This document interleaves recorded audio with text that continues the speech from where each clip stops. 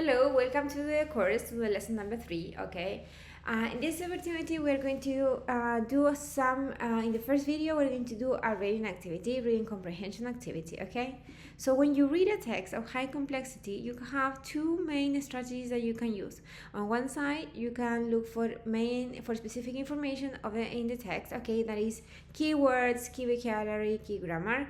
And on the other side, you can try to understand the main idea of the text, okay? Depending on what you have to do both in real life or in a text, okay, or in a test, you can look for the main idea, or you can look for specific information, okay? So what we are going to do here, we are going to read and listen, okay, this resume, okay? So you have to pay attention to the keywords, the vocabulary, okay? When we have a text, okay, can be like this one or a piece of news or something like that, okay? The idea is that you can take advantage of the text as much as you can, so you can analyze the grammar, the vocabulary, okay, the expressions that are there, how a word or a phrase is done in a certain context, okay, and all those aspects, right? Okay, so in this case, we're going to read, okay, a resume, and which resume style do you think is the best, okay? So pay attention, listen to it, and also read the text, okay? And then we are going to do activities related with this. Here we go. Resume ABCs. A resume is the single most important document in a job search. Your resume is a summary of your work history, skills, and education, the key word being summary. Unlike a CV or curriculum vitae, which is more complete and has no restriction on length, a resume should be short and limited to information an employer would consider relevant to the needs of a specific position. A good rule of thumb is 1 to 2 pages maximum. Even better is only 1 page, so long as it includes all relevant information. The sole purpose of your resume is to generate an employer's interest in interviewing you as opposed to other potential candidates for a particular job.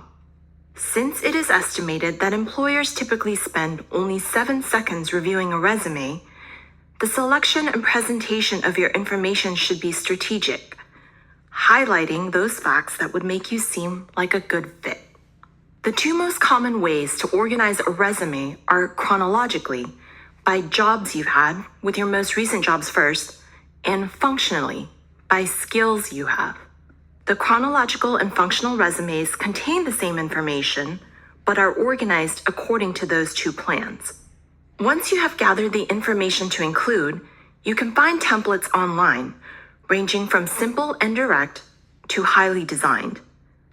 All you have to do is insert your own information into the template. You can then tweak it to personalize it to your taste. A third, less common type combines both the functional and chronological formats. It's called the combination format and is sometimes chosen by people with complex and diverse experience. Quick tips. Stick to one of the common formats. Select a readable font such as Arial, Calibri, or Times New Roman in 11 or 12 point size. Use, but don't overuse, capital letters and boldface type to help feature certain facts. Save your file in PDF format so formatting will be preserved on all computer screens. Name your file with your name and the name of a position you are applying for, such as Mary Jones _ graphic designer .pdf, so it has a serious professional feel. Watch your grammar. If you are describing experience that is completed, use the past tense. If you are describing something you are still doing, use the present tense. Use transitive verbs when possible. Example, say managed mailroom instead of was responsible for mailroom. Avoid spelling errors.